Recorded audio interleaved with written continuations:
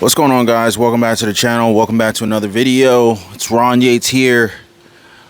If you're stopping by the channel for the first time, do your boy a favor. Go ahead and drop a like for the video. I would totally appreciate that. And go ahead and subscribe to the channel for more news and content, financial freedom, investing, the stock market, real estate investments, creating passive income, creating multiple streams of income. That's what we are about on this channel. Well, guys, I got to come clean. My mortgage payment, my credit card bills, even just the minimum payment on my credit card bills, just every single month. I had 3-4 credit cards come in. One was borderline being maxed out. It was an $8,000 credit card with a minimum payment of about $180 a month. That was just one of my credit card bills. I had a Macy's credit card.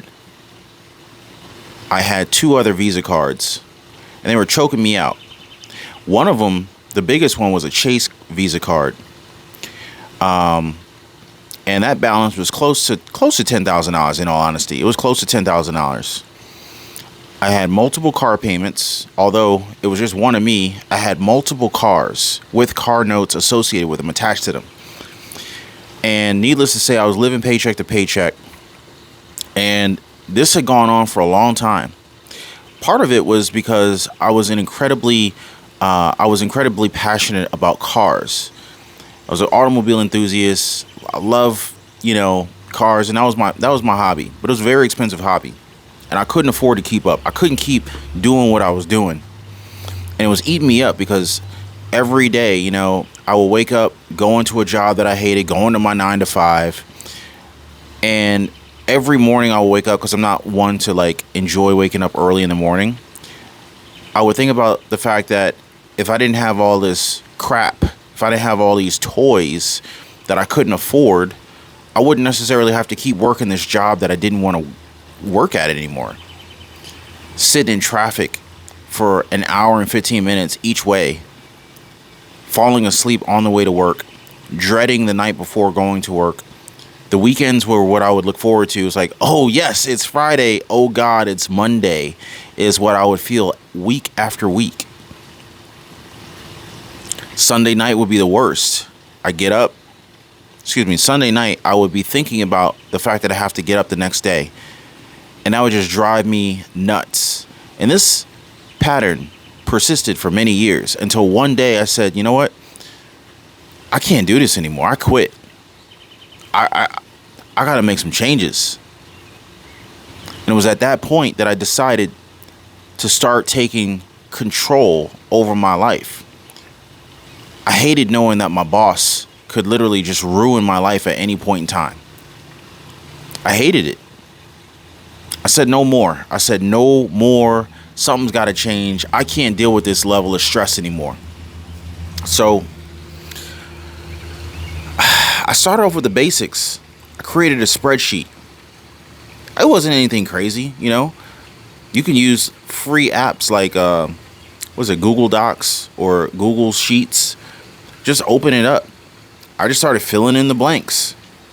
How much money do I make? I don't even know. What's my income look like? What am I doing with my money? I didn't have the answers to those questions. So what I decided to do is, I said, you know what? There's no way I can figure out where I'm going if I don't figure out where I'm at. Right? Makes sense, right? You wouldn't go and punch into your navigation a particular destination without taking into consideration where you're at before you get going, right? So I had to figure out where I was at to determine how I'm going to get to where I'm trying to go. You also need to know where you need to go, where you're trying to go, right? So I said to myself, all right, where am I trying to go? What is the destination? So for me, I said, all right, first of all, let's just figure out where we're at. So I figured out how much income I'm bringing in, because I wasn't even really clear about that, because I would work overtime some weeks. Other weeks I wouldn't have as much overtime. Maybe I was tired. But I figured out how much income I was earning on average. So I plugged that figure into my spreadsheet. The next thing I did was I figured out how much expenses I had in terms of bills every single month, right? So for me, I had, multiple credit cards, multiple car payments, gas, food, insurance, cell phone bill. Basically, I listed all my expenses, and at the end of the day, I didn't realize what I was doing, but I was essentially creating the foundation of a good budget. And, me growing up, I was always taught that budgets are for broke people, right? And that's one of the reasons why I never made a budget, because I thought that budgets were for broke people, and I didn't realize that I was actually broke. But I didn't know that that was a lie. And the reason why a budget being for broke people is a lie is that billion-dollar corporations have budgets. The government has budgets. The U.S. federal government has budgets. The Senate, the state governments have budgets. So to say that a budget is only for broke people is one of the dumbest things I've ever heard. And honestly, it's these types of lies being repeated and perpetuated. And this is why broke people stay broke. This is one of the reasons why I stayed broke for so long. So, unlearning what is not true. So, once I realized, okay, where do I stand? I had more expenses than I had income. So I had to figure out how to change that situation. So I immediately started selling stuff. So I sold one of my cars immediately, or within a few weeks, right? So I did that, and then I started looking for a new car. And by a new car, I mean it was a new used car. So it was new to me, but it was by no means new. I ended up buying like a car it was an Infiniti. It had less than $2,000, and it had like 160,000 miles on it when I bought it. It was like a 15 or 16-year-old car, but I'm into cars, so I checked it out. It was a solid vehicle, manual, AC worked, the radio didn't work, but it didn't matter to me. I could pop in a new radio for like $150, whatever. Worst case scenario, just listen to my thoughts. So by buying that second car, so I sold my first car. I ended up buying that second car. I'm back to two cars, right? But that replacement car was only $2,000 compared to the previous car I had. It was like a $25,000-$30,000 car. So I got out of that debt associated with that car payment. Rather than getting so far behind that it gets repossessed or repoed, I made sure that my credit remained strong by selling that car. I don't know if I broke even, took a loss on it, or profited any, but I don't remember that detail right now. But simple fact of the matter is I got out of that debt, and I no longer had a car payment. I bought that new car, or I bought that new used car. So then that allowed me to sell the other car I had a car payment on. Got out of that, and between those two cars and the insurance associated with it, I instantly improved my net monthly expense by, it was something like $1,400 a month. So I saved like $1,400 a month. And the phrase goes, a penny saved, a penny earned.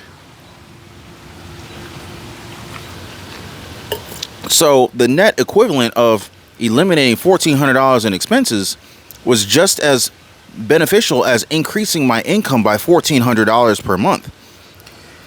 So imagine over the course of 12 months, let's just say I had to sell one or both of those cars at a loss, right? Let's just say I sold the cars at a loss, hypothetically, right? And let's just say I lost $2,000 on each car. That would be $4,000.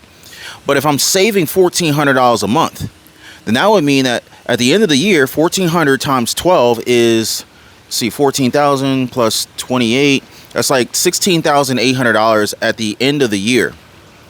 So I would save $16,000 by the end of the year, but I took an upfront loss of $4,000. So that means I'm plus $12,800. So let's just call it $13,000. So that decision propelled me forward by $13,000 in the first year.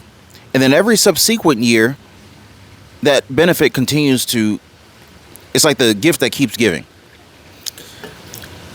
The reason why I had done these things is because I realized that there were some things I wanted to accomplish in my life. I wanted to get out of debt, no longer be a slave to my job, no longer be a slave to the debt and the payments associated with them, which forced me to keep working a job I didn't necessarily want to work.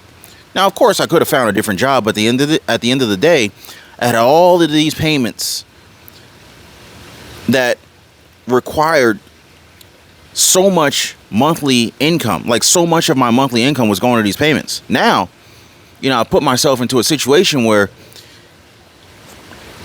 my expenses represent such a small percentage of my income that it's like nothing. But I started small. So what I did was I got out of debt, paid off all my credit cards, paid off all the car loans, got out of credit card debt, got out of car debt, and I began to prioritize investing. Why did I do all these things? A lot of people don't understand the power of the why. The why is going to keep you going when things get difficult, when times get rough, when times get tough. I wanted to be able to take trips with my family. I wanted to have the ability to no longer worry if I were to lose my job. Will I be able to continue to sustain life? I wanted to, at some point, live in a nice place, in a nice house. I want to travel 3-4 times a year. I want to, at some point in time, have a nice car, but I wanted to own a nice car under my own terms, not under the thumb of the bank, of the man. So now if I want to go get a car, I go get a car. I literally go get anything I want. But these goals that I had set for myself allowed me to deal with and manage the upfront sacrifice that was required. I had to employ delayed gratification to achieve what I achieved.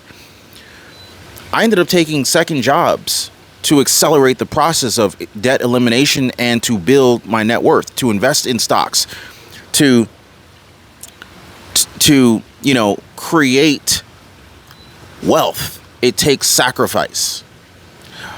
But most people are unwilling to make a sacrifice.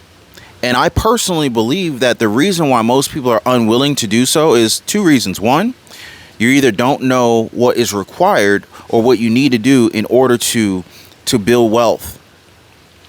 Or you don't know what your why is. Like, why are you doing it? No one would, in their right mind, just assume pain with no reward. So if the reward is great enough, then the pain is worth it. And so I realized that time with my family, stress reduction, traveling, and a number of other factors were worth the sacrifice that would be required in order to reach those goals. So what are your goals? What keeps you up at night? What are you worried about right now? What do you worry about when you go to bed? What are you worried about when you wake up?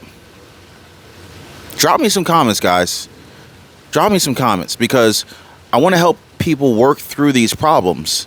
Because if I was able to work through the problems that I had, and I really didn't even give you the full details of the story. It was a lot worse than what I shared, but I want people to understand that regardless of what the Fed is doing, regardless of what inflation is doing right now, regardless of, if we're in a recession or not, I want to re-inspire people to understand that there is a good reason to be hopeful about the future. So anyway, I hope you guys got some value out of this video. Drop me some comments down below. Don't forget to like and subscribe to the channel, and let me know what you guys' goals are. Let me know what you guys are struggling with. I'd like to help you guys on future videos. Check out my previous videos either here or here, and I'm gonna see you guys on the next one. Be safe.